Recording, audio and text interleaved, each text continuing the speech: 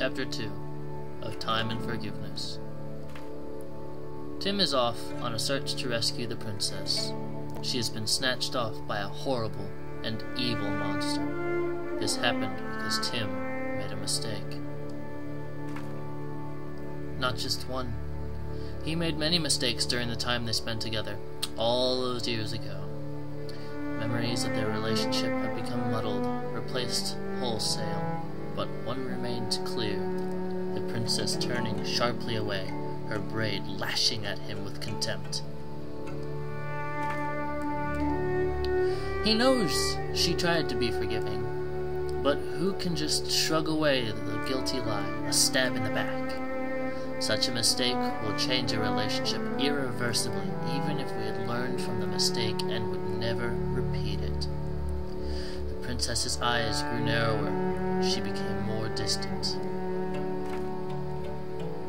Our world, with its rules of casualty, has trained us to be miserly with forgiveness.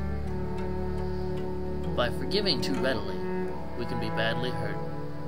But if we've learned from a mistake and become better for it, shouldn't we be rewarded for the learning rather than punished for the mistake?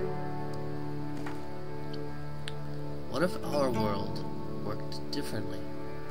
Suppose we could tell her, "I didn't mean what I just said," and she would say, "It's okay, I understand," and she would not turn away, and life would really proceed as though we had never said that thing. Would we remove the damage but still be wiser from the experience?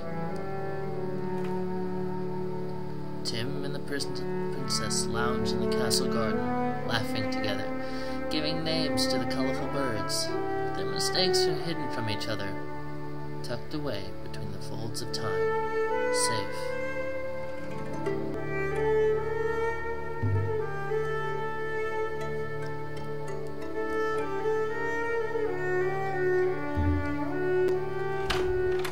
Chapter 3 Time and Mystery. All those years ago, Tim had left the princess behind.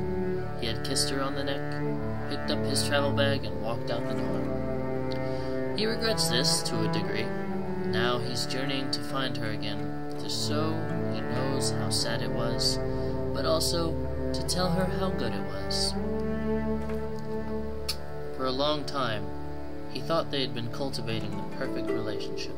He had been fiercely protective, reversing all his mistakes so that they would not touch her. Likewise, keeping a tight rein on her own mistakes. She always pleased him. But to be fully couched within the comfort of a friend is a mode of existence with severe implications.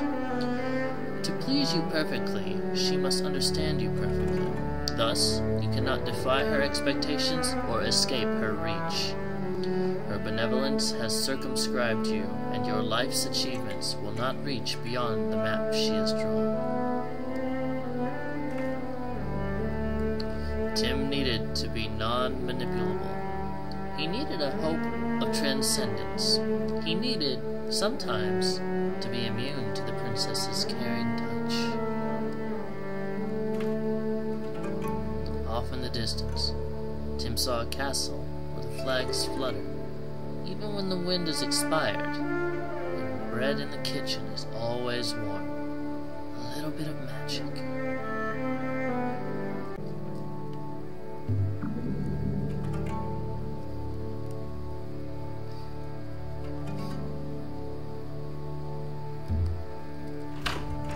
Chapter 4 Time and Place. Visiting his parents' home for a holiday meal, Tim felt as though he had regressed to those long-ago years when he lived under their roof, oppressed by their insistence on upholding strange values which, to him, were meaningless. Back then, bickering would erupt over drops of gravy spilt onto the tablecloth. Escaping, Tim walked in the cool air towards the university he had attended after moving out of his parents' home. As he distanced himself from the troubling house, he felt the embarrassment of a childhood fading into the past. But now he stepped onto all the insecurities he'd felt at the university, all the panic of walking a social tightrope.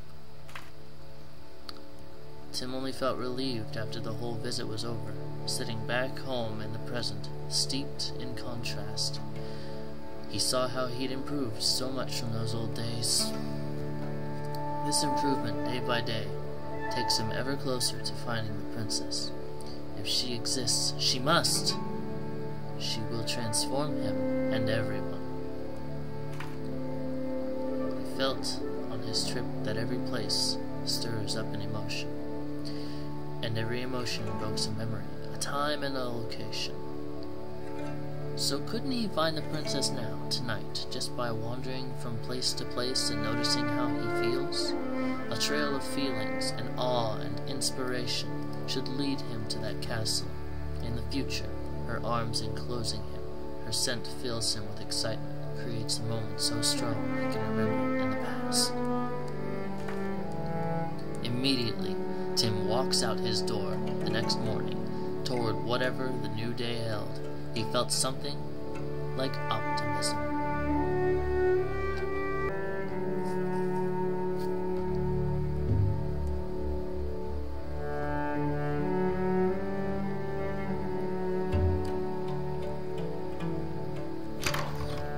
Chapter 5. Time and Decision. She never understood the impulses that drove him, never quite felt the intensity that, over time, chiseled lines into his face. She was never quite close enough to him, but he held her as though she were, whispered into her ear words that only a soulmate should receive. Over the remnants of dinner, they both knew that time had come. He would have said, "I have to go find the princess," but he didn't need to. Giving a final kiss, hoisting a travel bag to his shoulders, he walked out the door. Through all the nights that followed, she still loved him as though they had stayed to comfort her and protect her. Princess be damned.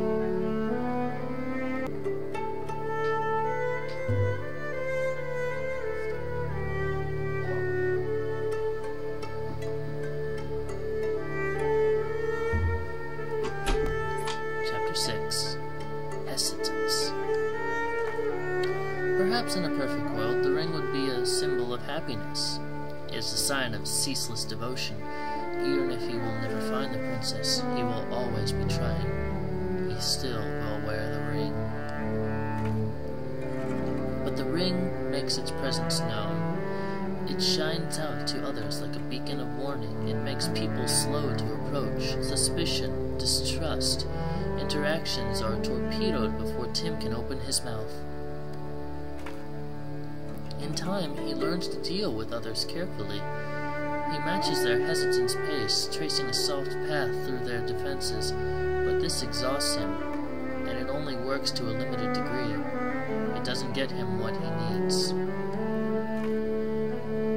Tim begins to hide the ring in his pocket, but he can hardly bear it. Too long tucked away, that part of him might suffocate.